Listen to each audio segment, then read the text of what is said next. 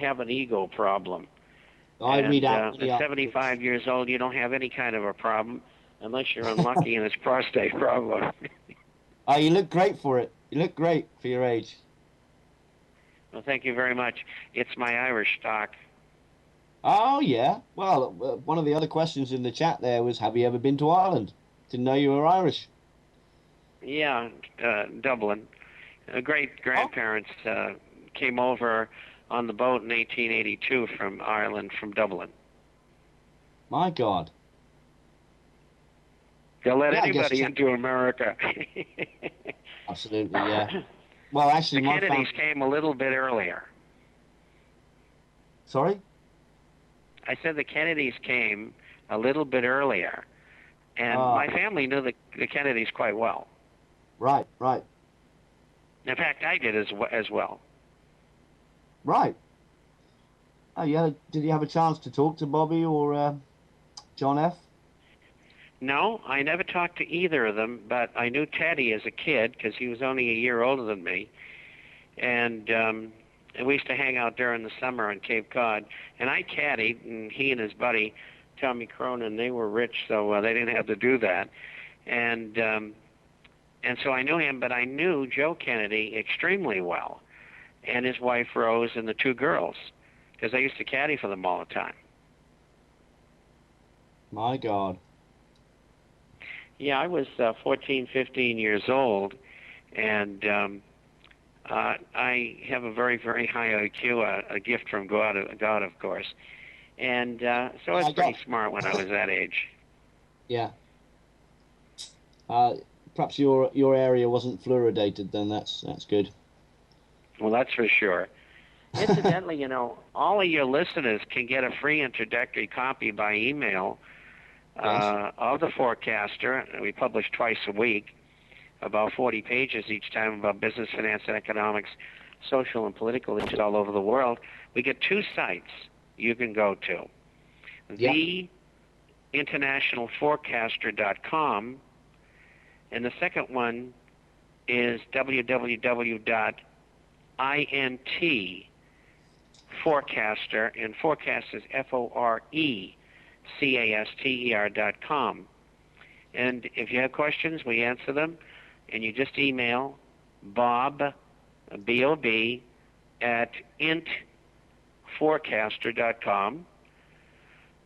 Almost the same as the second site. And I don't think anybody will be calling us because your audience is where, in Europe? Yes, but it's excellent. I've been checking it out today, and it formed a lot of the basis for some of my questions for you, and it does fill in a lot of gaps for me. It is useful for people in Europe, of course, absolutely. I have all the links. Well, we have lots and lots of subscribers all over the world, and you know, the people in the UK and in Ireland wouldn't be as interested in this, but we carry articles sometimes in Spanish, Italian, French, a lot of them in German, and occasionally in Greek. And somebody approached me from Madrid the other day and wanted to translate the issues and use them. And I said, by all means, that's what it's for. Excellent. The reason why, they said, was in Spain and Latin America, there's nothing like this. And we're going to let the people know what's going on. My God. Yeah. So there'll be, I hope, in the future, a lot more to the publication. I mean, it kind of looks like a book every time it comes out, but boy, everything that's not in the mainline media is in the International Forecaster, I promise you, from all over the world. I know you've helped a lot of people financially over the years avoid this criminal fraternity's goings on, and I have all the links, and I'm going to make another YouTube video of our interview. It's being recorded, and I'll get that YouTube video to you. So I have all the links, and I'll put all the links up for people. So don't despair, people. You can have all the links once the video's up, and I'll try and post them up in the chat box at the end there as well. And Pat, what you've got to do is send me a little, kind of like a little ad, and I'll put that on the site and in the International Forecaster so other people can access the program. Thank you, Bob. That's great. Yeah, that's great. We're always very helpful. Absolutely. I really appreciate it. Thank you. That's my pleasure. We're getting, the main question that we get here is solutions. Let's say, for example, somebody like myself who doesn't have a penny, that's doing this right on the jot with all my time devoted to it, but they're a bit worried about the future and they'd like to have something. What little money they do have, a lot of people that listen to this show can't find a job. They're in Ireland. There's no jobs. They're struggling with their mortgage. Apart from, you mentioned about the troubles of starting a new business, what little money people do have, what would you suggest they invest in? Say someone had £500, $1,000. Should they start off with a few coins, gold coins, or should they look into just forget about stocks? I mean, what would you say to someone starting from scratch and thinking of the future? Well, I think, first of all, they should have extra food put away and rotate it, usually canned goods. And if you have access to dehydrated and freeze-dried foods, that's even better. And have an extra supply for, when things get really bad. Having a water filter is good, and the Berkey comes from England, so it's a very good water filter. And you can think of getting that. And then the next step would be, if you've got more money, then you would get yourself gold and silver coins, coins of the realm of the easiest, the sovereign, and things like that. Yeah. And if you've got more money than that, then you talk about gold and silver shares, which I've been an expert in for over 50 years. And all you have to do is ask us what to buy, and we'll tell you. And there's no charge. If you want to become a subscriber, that's fine. I'm just replying to one of the chat questions here. Yeah. So yeah, stock up on food. We all understand that. Especially the food prices, they're going to be flying up very soon. And I try to warn my family and my friends, and they really don't get it. They're often the hardest people to convince. Strangers in a pub get it, but your family don't. So I've just been quietly stocking up with tins and storable food, certainly.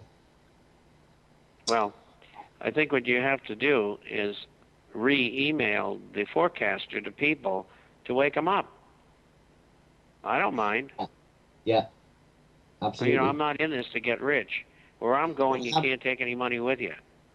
I have been blogging some of the excerpts periodically from your website on actual blogs. Well, you're gonna get a lot more now. Yeah, absolutely. Yeah. And you'll be staggered. Well, I mean, you were the most popular guest so far. People really like to understand the situation, and you have a very succinct way and direct way of putting it. And I think people appreciate that. Straight talking. It's too late to dance around the maypole. Absolutely.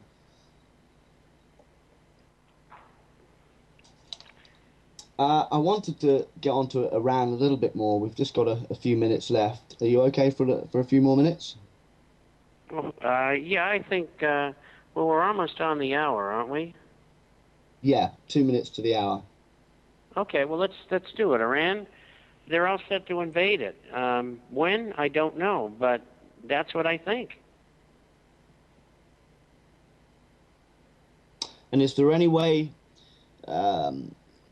Is there any way that people can convince the governments of their country, say Italy or Spain or Ireland, to turn back from supporting this? I mean, as soon as the trumpet horns are sounded, it'll be shoulder to shoulder all over again, like the Blair and the Bush thing, shoulder to shoulder.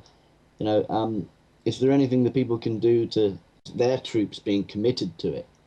Is there any way? All you can do is go after the representatives in your government and demand that they don't get involved in anything, any war, anywhere. unless they're invaded.